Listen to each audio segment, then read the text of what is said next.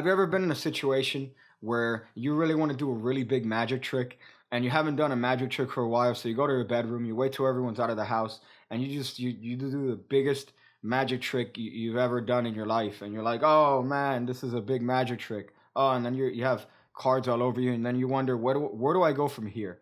Well, this is the trick you do afterwards. This is where you go from here, because yesterday I showed you guys a trick that involved the four kings. So today I'm going to show you guys a continuation of that. So now you have a card that's been selected and you have the four kings. Where do you go from here? I'll show you exactly where you go from here. So for this, obviously we're going to need what Dora here. We're going to need that's right, we're going to need the four kings. So if we just give it one of these little cuts, you see that we actually get all four kings here. Yeah, look at that. Productions here. Productions. How crazy is that? Now, obviously, we needed a card to be selected here. In this case, we'll use the six of diamonds. So you tell the spectator that's unfortunate they picked the six of diamonds, because the six is actually very contagious. It's very contagious. It has a disease called the raging six.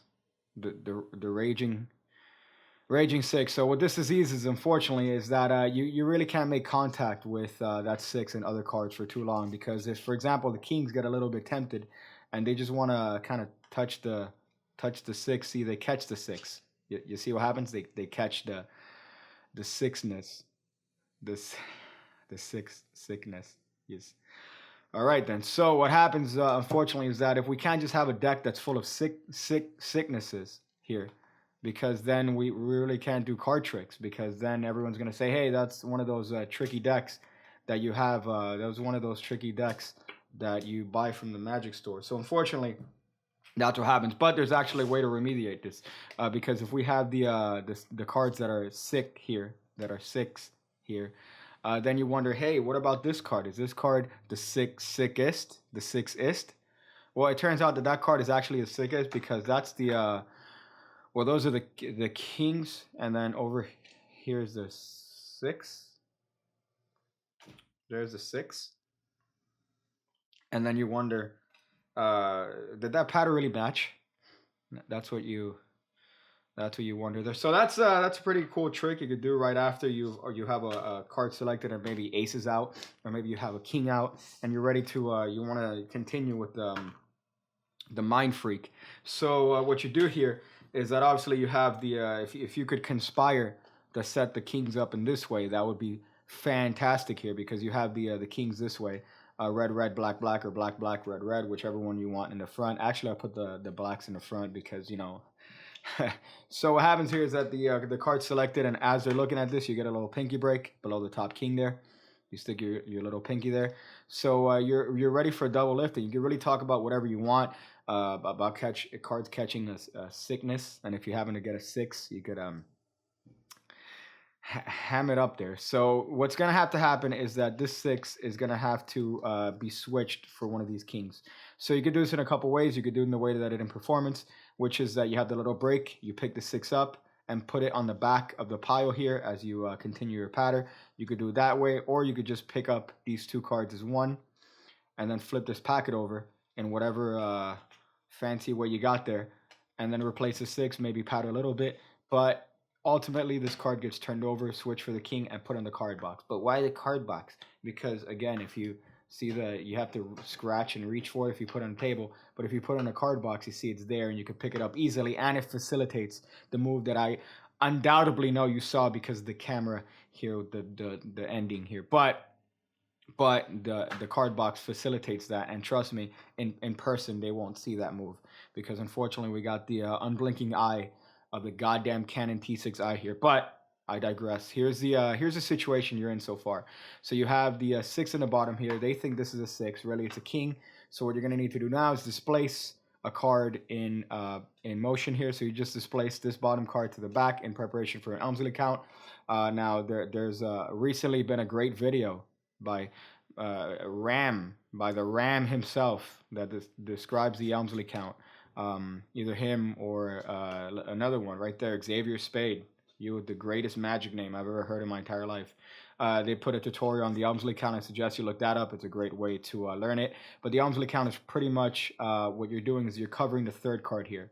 So under the guise of counting the kings, what's happening is that you are showing one king twice, and you are hiding this card from the rest. This is like the acne-ridden card that you don't want your crush to see. You know what I mean, right? And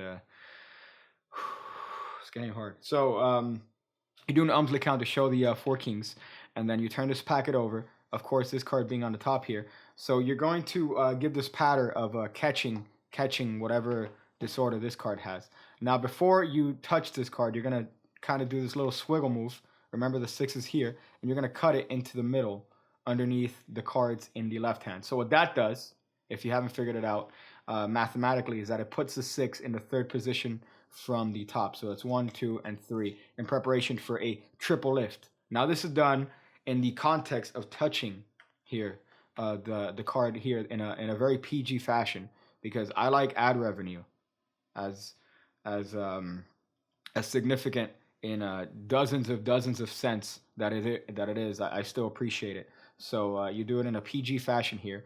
You put it in your left hand, and you're gonna squeeze the bottom card and get a little bit of a break. What that allows you to do is do a triple lift fairly easily and show the 6 here. Now, of course, you're doing a triple lift here, so you're hiding these kings over here. So you're gonna need to buckle the card again to turn it over and say, unfortunately, see, that card got 6. So that's the first one. Now it gets progressively easier here because now you just need to do a double lift. But of course, I like to show the king first, maybe touch that card, do a little bit of a touch here. This is, as I'm showing this king and I'm gesturing to this card, I'm getting a break again. I lift up 2 cards as 1, touch this card on the table, and then spin this card over on top of the little packet. This is obviously 2 cards here, and show, oh look, another king got sick. So then you turn this one over, and you're going to do a little bit of a move here, which is a very discrepant move to kind of show these 2 cards have changed into the 6s. Now, this doesn't fly for too long because then people realize, oh, you know what? I'm not autistic, Mr. Magic, so I could tell that you're showing me the same card twice there. So it turns out that you should really refrain from doing that display. That's what they'll tell you. So this is kind of just kind of a one-off sort of display you could do here. So what's happening is that you touch this supposed king to the 6, and you show it that it changed to a 6. At the same time, you're touching this supposed 6 to this is getting confusing, but you're touching the bottom card here to the card on the card box, and you're going to pretty much hold the card here with your, in this kind of like Jeff McBride sort of position. Now what's going to happen is that these fingers in the right hand are going to come underneath and grab this card at the same time that the thumb makes contact here and turns this card over. So when done quickly, it almost seems like you showed both cards, like you're doing this sort of thing. But really what you've done is that you've shown the same card twice. And again, this isn't a move that you should do going, oh, look, I got 2 6s here, guys. You see that? Because then they'll figure you out. But done quickly, it could show kind of very, very fairly that both of those cards have changed into 6s. So now it's as simple as just grabbing the top card, scooping it under, doing a frustration count, and then going, oh man, see, this is awful. But here there's a little bit of an ending here that you got to do. So instead of putting the card flush, I put the card a little bit staggered here in preparation for kind of a steal sort of move here. So you can do this really however you want. However, Darwin Ortiz gets all the credit for this trick because this is pretty much his ending to a trick. I think it's called 4 for 1. So make sure to check out that guy's mustache if you get the chance. It's a glorious mustache. I envy the mustache. So check it out. I'd smash for sure. So this is pretty much what's gonna happen. You're going to be taking this top card into your left hand at the same time that you're dropping these cards on top of this card box here and turning them over and showing that they are the 4 kings. So again, because of this right here, awesome T6i Canon camera, please send more. Because of that, it's really a move that's not going to get away with, not easy to get away with on camera unless you do a full palm here. But I like to do this kind of sideways thing because it seems a little bit more fair. But you have this situation here staggered. This is the card they picked. These are the 3 kings. So what's going to happen is that you are just going to put this card in your left hand. You're going to reach for this card to supposedly turn it over and show that it's actually turned into the 4 kings. Now, at speed, the move should look a little bit like this. So you have this one over here, you're showing the 6s, and you go, oh, see, that sucks, because now you have a problem here, because what's this card over here? And then you could turn that over, show this card over here, and go, oh, but then what? I don't know what's going on. And it's kind of a transposition of not only one card for one card, but one card for 4 cards. So they really don't know how to handle that. So let me just do a little bit of here's a comment request here. Here's a little bit of Brazilian slow motion, if you know what I mean. God knows those guys need as much slow motion as possible. So here's a little bit of a Brazilian slow motion for you guys.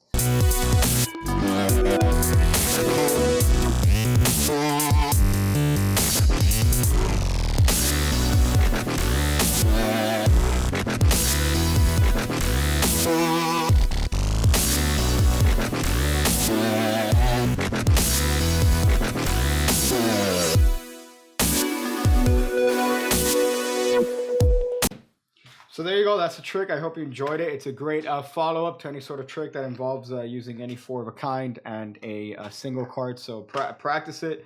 Give it the magic it deserves in your bed.